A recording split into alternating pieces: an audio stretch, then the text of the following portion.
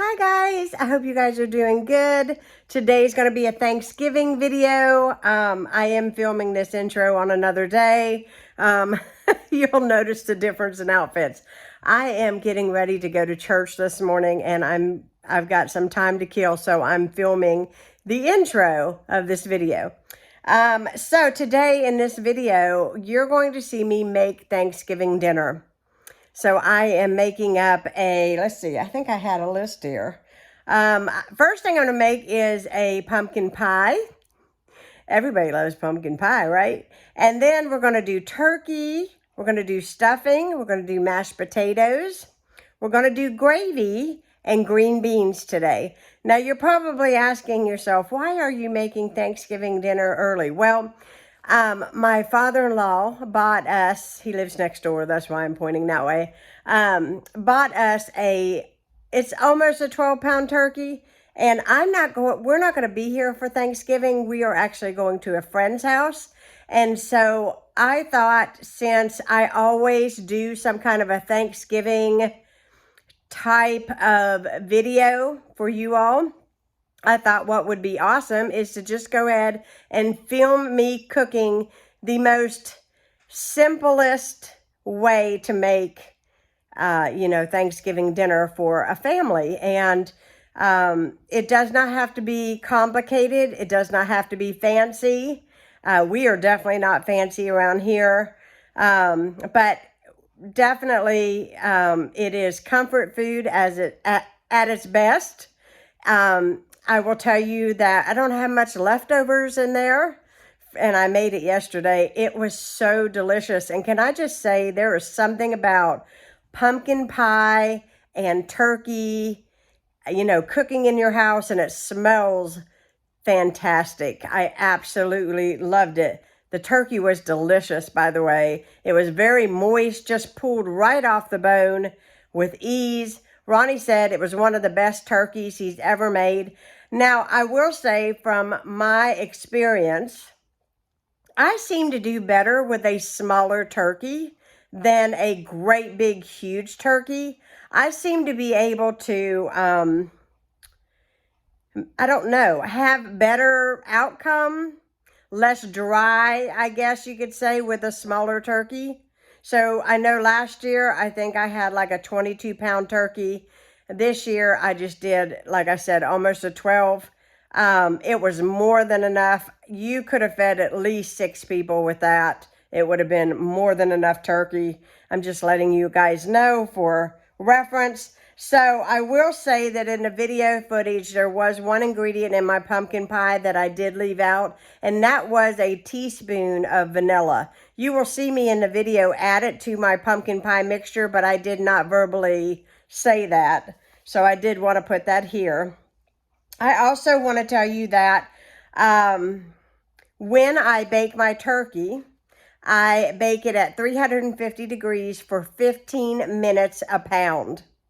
So that is how I know. I don't go by that thingy that sticks out on the turkey to let you know that it's done. I never go by that little thing.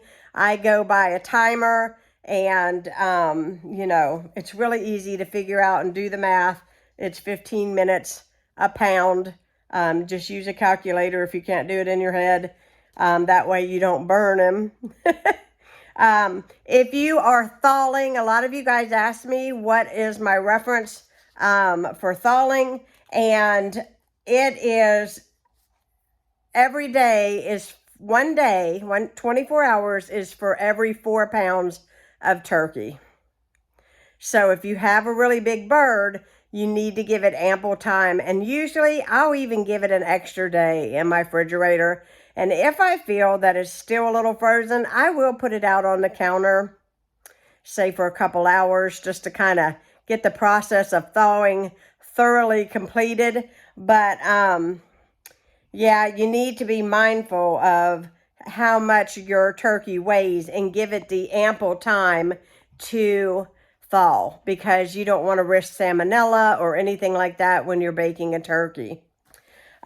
Save your drippings from your turkey. You'll see in this video that I do that, and it enhances the flavor of the stuffing. It also enhances the flavor of, what else did I make? Gravy. And just use the drippings in place of water. And it makes it very flavorful and delicious. I was also going to mention to you that if you are going to cook an abundance of food for a large crowd, don't kill yourself. In a couple days in advance, you can make Jell-O salads, desserts. You don't have to do it all in one day. So, you know, the things that you can do or even freeze in advance will save you a lot of time on Turkey Day or whenever you all decide to have Thanksgiving, because some people don't do it on Thanksgiving, and I understand that. But definitely be mindful of the things that you can make ahead. Salads, desserts, cheese balls, drinks. So if you're going to have lemonade or iced tea or anything like that, that can be made ahead and stuck in the refrigerator. Your cranberry sauce can be prepared depending on how you make it. If you just open up a can, don't worry about it. Just set it out that day. But I used to like to take the cranberries and cut them into rounds and fill them with cream cheese and pecans. Really delicious. I think it's a Paula Deen recipe, if I'm not mistaken. I haven't made that in a long time, but it's really delicious and very easy to make. Things you can freeze are pumpkin rolls. I have a recipe on there. The only thing that I did not fix yesterday with my Thanksgiving meal would be rolls. I did not have time to make any bread or anything like that, but I have several recipes on my page for rolls, homemade bread. If you look at the cheater pepperoni rolls, don't stuff them with pepperoni. Just make rolls out of them like that. It is honestly like you spent hours in the kitchen. Really delicious, really inexpensive, simple to do. I highly recommend that. Now, my grandmother used to stuff the rolls with pepperoni anyways, because we live here in West Virginia, and a pepperoni roll is the thing here. It is our staple. That and a good chili dog, but I don't think you want to have that for Thanksgiving, although I'm not opposed of it. But I did want to throw those things out there to you. I hope you guys find this video that you're about to watch helpful. I hope you all have a fabulous Thanksgiving. Let me know what you guys are doing for Thanksgiving this year. Let me know what you're cooking. I love to hear from you because I like new ideas, new recipes, and I'm just curious. Just curious about what you all are doing. And if you're new, hit that subscribe button and hit the like button. Like I said, leave me a comment. I will talk to you all again soon. I am going to church. And you all have a fantastic day. Bye-bye, guys. Well, we are going to get right into making our pumpkin pies. So we're going to start out with 1 can of pumpkin puree. And remember, there's a difference between pumpkin puree and pumpkin pie mix. So make sure that you buy the right one, or otherwise, you know, you won't be able to make this recipe. But it's going to take 1 full can. And I'm just using a whisk to combine everything. 1 can. I like the Eagle brand. You can use Carnation. You can even use the generic brand of the sweetened condensed milk. You're going to put the whole can of that in with the pumpkin. Then I'm going to add in 3 large eggs. And I'm going to give this a good combine with the whisk. I love the way pumpkin smells. It just really rings in, right? The holiday smells just rings in the holidays. So now I'm going to put in a pinch of salt.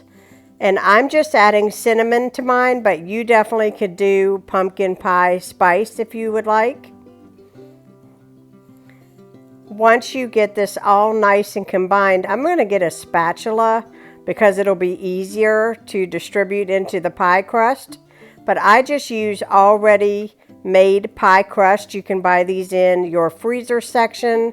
These are 9-inch deep dish. And I'm going to place these pies on like a sheet pan, because that way it's easier to get them in and out of the oven, because the pumpkin pie mixture can actually kind of slosh when you're trying to put them into the oven. Now on this recipe, you could actually add all of that into one pie, but it is so much that I just make 2 pies. So because our oven is preheated at 325 degrees, see, I'm topping it there with some cinnamon. I'm going to pop it into the oven, and I'm going to allow them to bake for about 40 to 45 minutes until a knife inserted in the middle comes out clean. So while those are in the oven, I decided to start on the turkey. So I've already washed it, cleaned it out. I saved you all that nasty part. And I dried it off with a paper towel, and now I'm rubbing the bird down with melted butter. I do this every time, and as you can see, I put my turkey inside of an oven bag. I really love to do this because it does cut down on a lot of mess, as well as it keeps a lot of moisture inside of the turkey and allows for you to have a really nice moist turkey.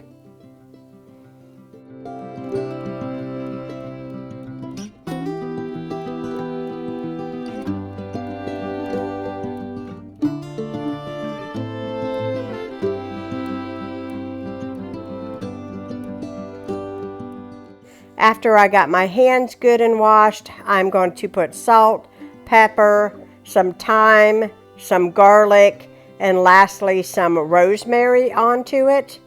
And I'm just using up the rosemary that I have left in my jar.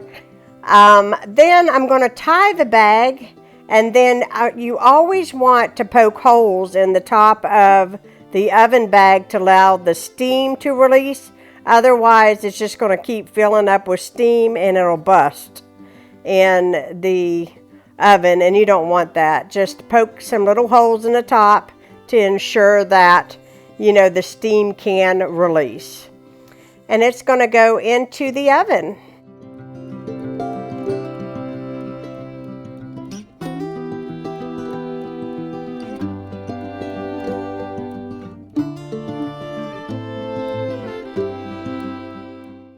Well, 4 hours later, and my turkey is done.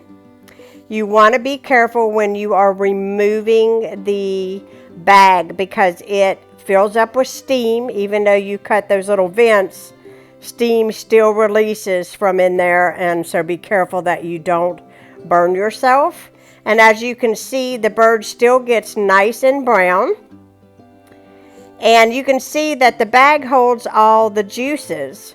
So I always take those juices and I use those to make other things like my stuffing or my gravy. So for my stuffing, I have got the juices there in the front pan. I add a stick of butter, and I'm going to bring that to a rolling boil, and I'm going to add in a little bit of thyme, a little bit of garlic powder.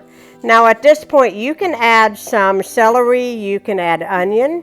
Definitely make your own. I've even added in some spicy sausage, which is really good, like Italian hot sausage.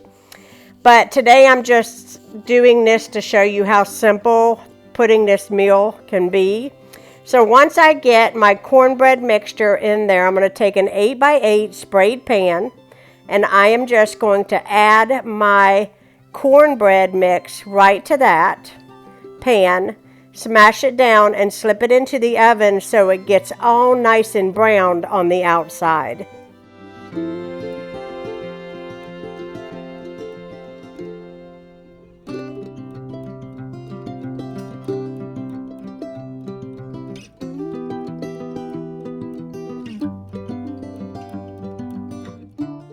When the turkey was in the oven, I went ahead and peeled and chopped up my potatoes. And as you can see, they are boiling there. While those are boiling, in that front pan or pot, I am putting 3 cans, maybe 4, I can't remember, of green beans. And to that, I'm going to add a little bit of butter, salt and pepper, and some garlic powder, and just let those cook up. And in the back pan, as you can see here, I am adding in the turkey gravy mixes, 2 more of the drippings from the turkey, and I'm bringing that up to a boil, and then I'm going to turn it down on low, and as it sits, it will thicken, and it'll be a delicious, flavorful, very easy gravy to go on top of the potatoes and stuffing and the turkey. So now I'm draining my potatoes, and I'm getting ready to mash them.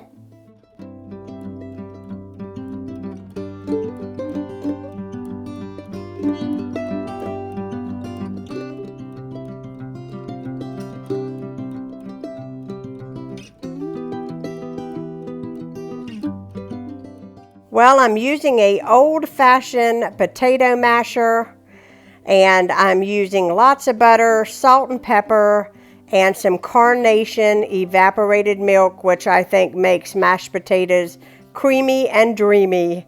And oh my goodness, this is my favorite part of the meal is the mashed potatoes and gravy.